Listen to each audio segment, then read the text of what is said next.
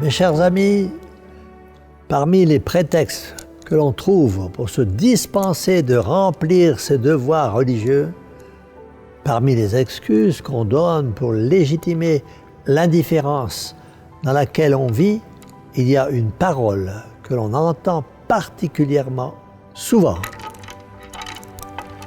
Je fais comme les autres. Telle est la réponse qu'on nous oppose chaque fois que nous rappelons la loi de Dieu et que nous invitons à l'observer. C'est à cette objection, mes chers amis, je fais comme les autres, que je voudrais répondre brièvement aujourd'hui. Je fais comme les autres, dit-on, que ceux qui parlent ainsi me permettent tout d'abord de leur faire remarquer qu'ils n'ont guère de personnalité ni de fierté. Ils sacrifient leur indépendance pour se mettre à la remorque des autres. Ils ne se demandent pas si ces autres font le bien ou le mal, ou plutôt, ils savent parfaitement qu'ils font le mal, qu'ils trahissent leur devoir, qu'ils abandonnent la bonne voie pour courir dans celle qui les conduira en enfer. Mais qu'importe, avant tout, ils veulent faire comme les autres. Vous connaissez tous l'histoire des moutons de Panurge. Panurge conduisait son troupeau en des pâturages escarpés et bordés de précipices. Mais voilà que tout à coup, un des moutons trompe sa surveillance et se dirige vers le gouffre en bêlant de toutes ses forces. Et voilà les autres moutons qui répondent et qui suivent dans le gouffre le premier qui les avait appelés en montrant l'exemple. Et le pasteur ne peut rien faire. Image, mes chers amis, de ce qui se passe autour de nous lorsqu'on cède au mauvais exemple. Parmi les meilleurs exemples chrétiens, il y a toujours quelques brebis galeuses qui se glissent, qui contaminent le troupeau et qui l'attirent dans le gouffre. Oui, mes chers amis, parmi les meilleurs chrétiens, il y a toujours des brebis galeuses qui se glissent, incitant les meilleurs à faire comme tout le monde, à préférer les cafés, les boîtes de nuit, les bars, la télévision, les jeux, l'Internet, plutôt que l'Église. Ouvrons une parenthèse. Par exemple, quand on regarde la mode et qu'on nous présente des habillements complètement décadents, tels que ces jeans tout déchirés, que l'on paye cependant plus cher que ce qu'ils valent. Vraiment. Et nous voyons tout un monde influençable et influencé qui ne recherche qu'à s'habiller comme cela, pour faire encore comme les autres. Ah, mes chers amis, vous devez avoir plus de fierté que cela, avoir du caractère et de la personnalité. Et parce que les autres font mal, ne vous croyez pas obligés de faire mal, vous aussi, et de les suivre. Ce n'est pas la conduite des autres qu'il faut prendre comme règle de la vôtre, mais bien la loi de Dieu et votre conscience qui vous dicte ce que vous devez faire. Parce que les autres font le mal ne vient pas pour autant le bien. Parce que les autres font ce qui est défendu par Dieu, ce qui est défendu ne devient pas pour cela permis. Le devoir reste toujours le devoir, et n'y en aurait-il plus qu'un pour l'accomplir, que vous devriez, si vous êtes des hommes et des femmes d'honneur et de conviction, dire « Je serai celui-là, je serai celle-là, je fais comme les autres ». Quel est, mes chers amis, celui qui parle de la sorte?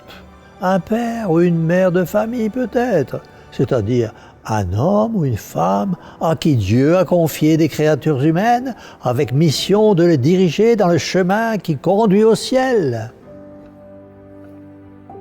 C'est un devoir pour eux de donner le bon exemple. Et leurs enfants ont le droit d'entendre de leur bouche la parole de Jésus. Je vous ai donné l'exemple afin que ce que vous m'avez vu faire, vous le fassiez à votre tour.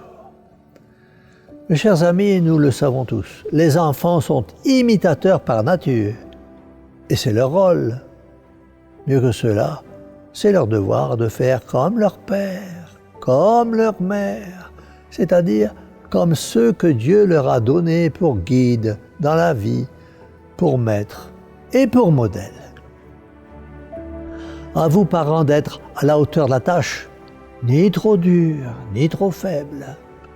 Malheur aux parents si, au lieu de donner le bon exemple à leur famille, ils n'ont d'autre préoccupation que de recevoir des autres le mauvais exemple pour le transmettre à leurs enfants. Mes chers amis, ce n'est pas parce que nous aurons fait comme les autres que nous serons plus excusables quand nous arriverons au tribunal de Dieu. Nous constatons, mes chers amis, dans la manière de faire ou de parler de certains hommes d'Église, une très forte contradiction dans la manière de faire et de parler du magistère de l'Église, des papes, des pères, des saints et des martyrs.